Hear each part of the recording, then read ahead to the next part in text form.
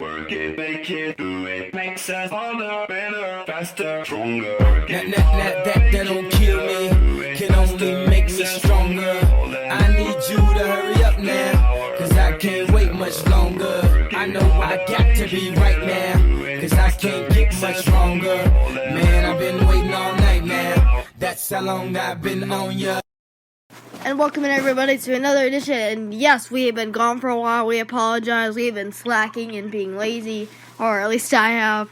I'm sorry, guys, but yes, we are back at Atlanta Teen Sports Center. I'm Blake Newsome, along with my good old and favorite co-host, Connor Quinn. And how are you doing today, Connor? I'm doing very well. How are you doing, Blake? I'm doing just fine and ready to do another Atlanta Falcons edition show. Let's roll.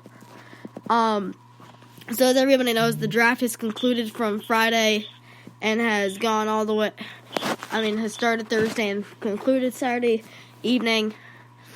And the Falcons have been making some moves based on what they drafted.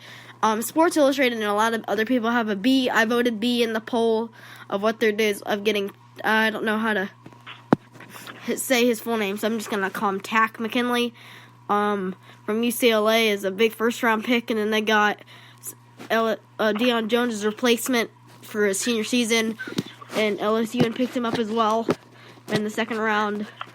And then they picked up a safety, but from Oregon State, Brian Hill, another running back to help out Ward, Freeman, and Coleman. This team looks really good coming in. And who do you think is going to have the biggest impact right away is coming into it? Even if it's a name I didn't say, Connor, but who do you think is going to have the biggest impact coming right away starting next year?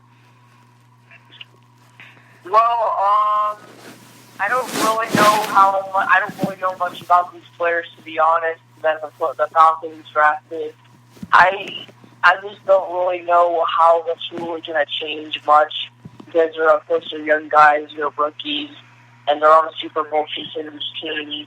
But I've heard very good things from all the players that the Falcons just drafted in this past draft. Yeah, and then they also added, so here's just their full draft list. First round, they nab edge defender Tack McKinley from UCLA, and then they get linebacker Duke Riley from LSU, cornerback DeMonte Casey from Oregon State, running back Brian Hill from Wyoming, and a few other people. Round 4, they got Sean Harlow, an offensive line that is most likely going to replace Chris Chester. And is Ryan Schrader still on the team? Connor? What was the question? I'm sorry. Is Ryan Schrader still on the Falcons? I can go pull that up real quick. But I'm pretty sure he is. But I It just seems like people are talking about that he needs to be replaced. I think he's just doing fine out there. I haven't really heard much about last season that he was doing worse than he normally does. I mean, he was one. Yeah, he's still with the Falcons. It's just people are saying Jake Matthews, Alex Mack, Schrader, Chris Chester were doing a great job last year. And I don't know why people are hating on Schrader. It seems like now that he needs to be replaced. And then Chris Chester, now they're retiring. So it looks like he needs 2 offensive line holes to fill. And yeah, do you think, which pass rusher do you like more, Tack McKinley, or do you like Duke Riley more from LSU? Well, I've heard both great things from them, but I've heard more from Duke Riley. I've just heard how, because of course he went to Duke, of course. No, he went to LSU. He went to LSU. Oh yeah, that's right, LSU. I'm sorry. Yeah, and Matt, funny thing. I got it mixed up. But anyway, so I've heard LSU is known for having a pretty good, stellar defense, and he was one of the big major rushers on them, and he's definitely going to be a player to look out for. I just want to say something funny that happened to Matt Bosher as he announced the player's name in the round 3 draft on Friday night. And guess what? He was talking to the player. He said, linebacker Duke Riley from Duke. And he said it said LSU on the screen, and then he posted on Instagram yesterday saying that if people don't think I know how to read, here's my card, and it did say Duke on it. So our apologies, Falcon Nation, to Matt Bosher. We still think you're a great punter and a great player for what you do on the team. And yeah, you're funny on the bench. It hears me as soon as they mic'd him up. He's been funny all over the place of what he says on the bench. But yeah, and then the Falcons do make other big moves with signing 21 undrafted free agents. God, I cannot think of 21 undrafted free agents in the first day. I mean, a lot of them are gonna end up being cut to make the 53-man roster. But the group includes Penn quarterback Alec Torgensen, who can be a third string behind Matt Ryan and Matt Schaub. And then ahead of him on the depth chart, tackle Andreas Knapp. And they're also bringing in an addition from Athens, Georgia safety Quincy Mauger. Memphis center Travis Serville, who can maybe help Trader's spot if he needs to move. Kansas State wide receiver, Texas Tech wide receiver. And based on what the Falcons... sorry, guys.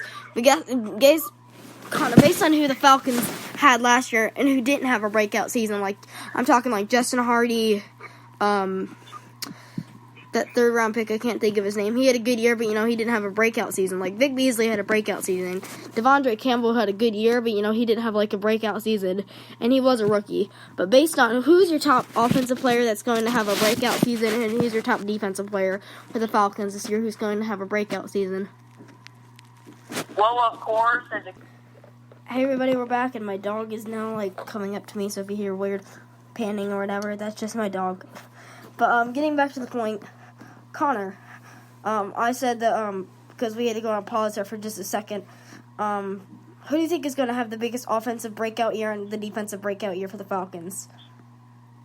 Well, on the offensive side of the ball, and mostly depending on your position, like, I think it'll be Julio again on the wide receiver, Devontae Freeman as running back, and on the defensive side, I think Robert Alford and Desmond Trufant and Jalen Collins might have a pretty good year, and hopefully Sean Witherspoon, a linebacker, who's a linebacker, can hopefully he stays healthy this season because the past few seasons he's been having some injury problems, and I hope this year he really stays healthy and is able to play his style of football. And based on, you said a lot of people that have already been on the Falcons for quite a while who've had breakout years with the Falcons. Do you think somebody who's been with the Falcons but is still quite young, like Justin Hardy or Devondre Campbell, do you think they could have a breakout year this year? Or maybe our draft picks like Duke Riley or Tack McKinley? Well, I know, like I said earlier, it's really hard for rookies to kind of adapt quickly to the style of NFL. Of course, you had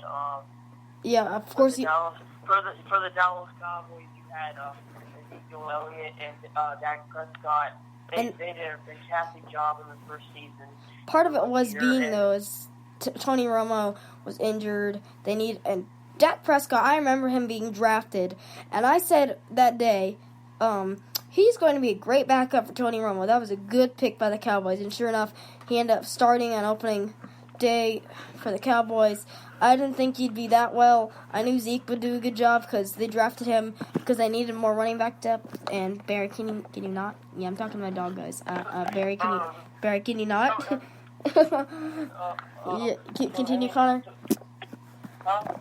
Continue what we were saying about what do you think? So I think what you said. I think it all depends about kind of how players, not only the rookies, but how the older players stay healthy, so they can kind of come in like in a few plays, just to kind of get started rest on these guys. I think the Falcons will get back to definitely being Super Bowl contenders once again this year. And who do you think was their biggest free agency pickup this year? I believe it was Don Terry Poe. What is your thought? What was your favorite? Yeah, I believe that as well because he's a pass rush. He's a defensive lineman, right? Am I correct on that? Yeah, he's either a lineman or a linebacker. I can't remember. Yeah. So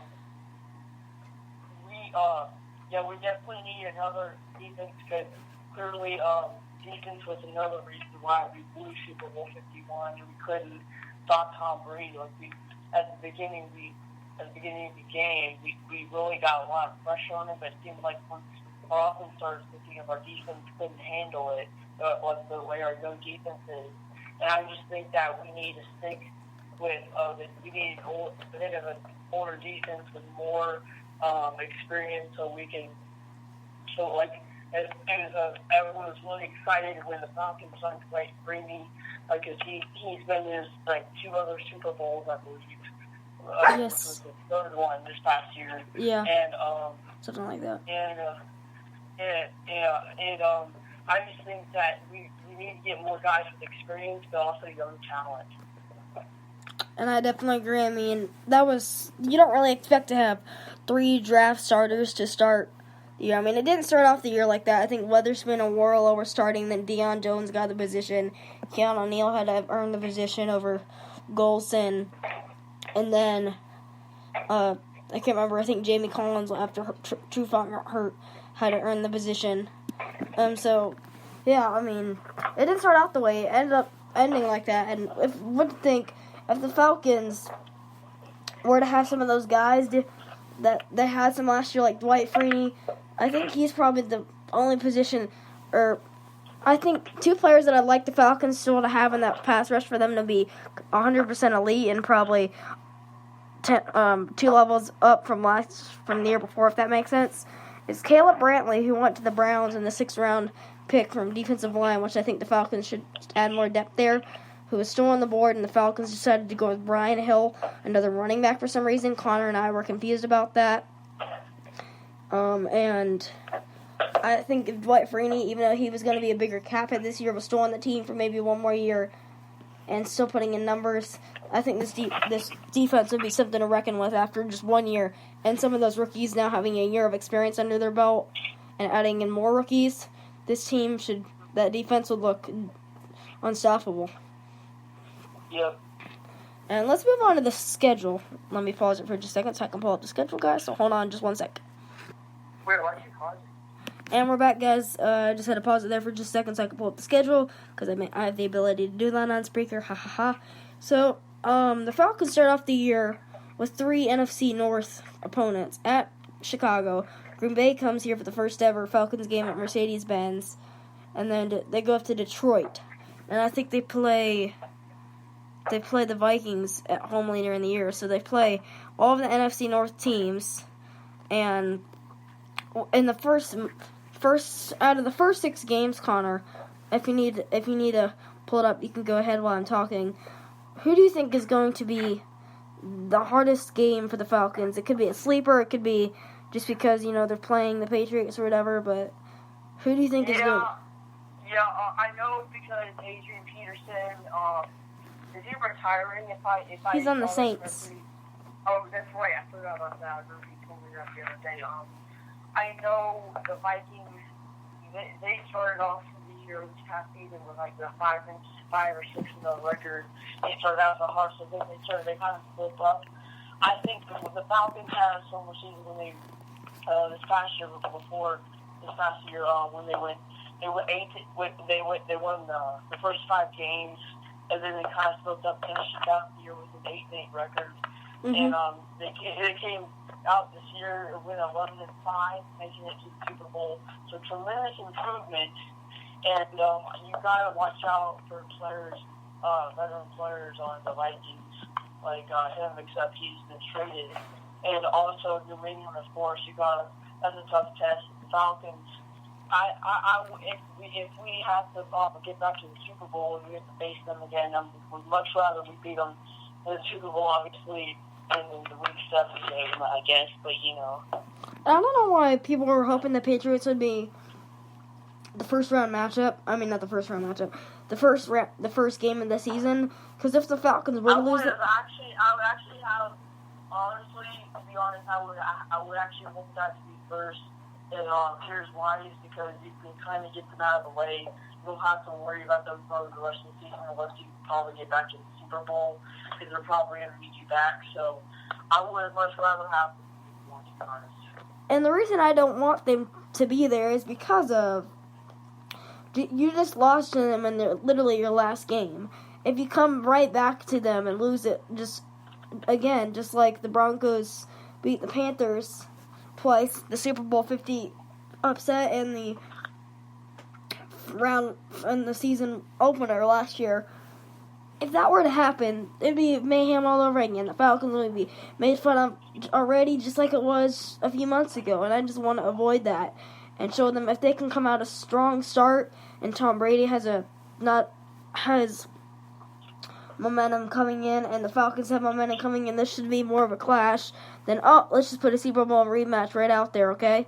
And I that's the reason why I think Patriots should be later in the schedule, which they are, and it'll be on October 22nd at 8:30. So I think that's a Sunday night game. It looks like. So that'll be a matchup to see. And who do you think is going to give us the biggest tough? Not in standing wise, but like playing them on the field. Who do you think is going to give us the most trouble in the division? In the division, I would say possibly Drew Brees. I know he's getting to the age he has been with. And I know this is one of our more hated rivals in the division, but I know he's winning in order, but he's still playing some very great football. And I just think that, like, I've seen him, when he went the ball snaps, he quickly throws it. I don't think he's been in the league in a long time. And I think that he might, especially because Adrian Peterson is a trade, you got to watch out for the things from the year. And I definitely agree with that. Drew Brees has always had great games with us. I'm not saying they'll struggle with this. I'm not saying we'll struggle with them to fight for the division lead, but I'll repeat my question if nobody wonders why Drew Brees is what Connor chose. Is because I said the Falcons and Saints always have trouble with each other playing on the field. The Falcons, even if they're 6-0 and the Saints are coming in 1-5, seems like the Falcons always have trouble against them and playing against them and winning. So if the Falcons were to I think it's going to be either Tampa or Carolina, either one. But I think on the field, it's going to be Drew Brees because he's always had great years against us. Sean Payton, I think, is like 12 and is like 13-5 against us his whole career. So, yes, it'll be definitely interesting to see. But we can all hope for the best of it. And before we wrap this up, Connor, if the Falcons could trade 2 trades with not losing anybody like Julio Jones, Devontae Freeman, Matt Ryan in return, just trading like, let's say, a Justin Hardy or just a draft pick for just like for something. Who would? I know this is too big already, but of course we can talk of Ricky Sherman from coming here in exchange for Robert Alford and Desmond Trufant. And I think I think they were going to give him up for draft picks, Connor. Already developing stars in like last 2 years.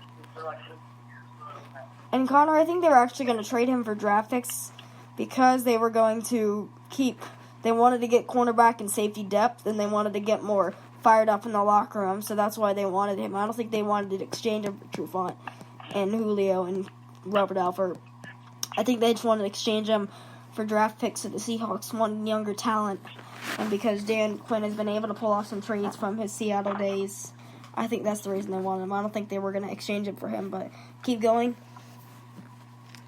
That was basically it, but I was just saying about the receiver thing.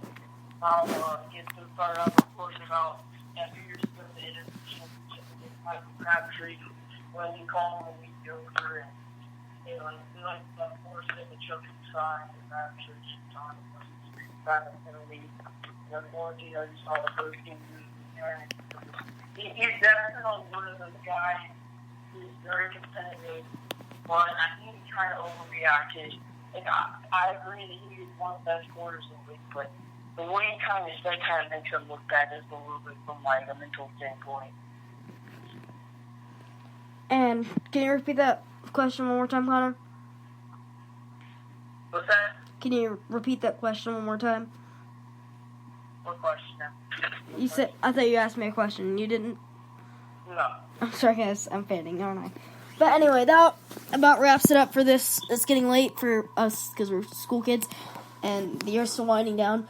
But anyway, we're going to wrap this episode up around Atlanta Teen Sports Center. Thank you for joining us. And yes, we are back. We hope to have more shows coming up, especially with the Swarm coming into the playoffs, the Braves starting to kick it back up into gear, the Falcons draft just ended, the Blaze season is starting, the Atlanta United season is full swing. We should have some episodes coming out for you soon. And summer, we should be full swing going on in baseball, what's coming in college football in the fall. And anyway, thank you guys for listening. This is the Atlanta Teen Sports Center. I'm Blake Newsome, along with my co-host Connor Quinn, signing off. Thank you for listening.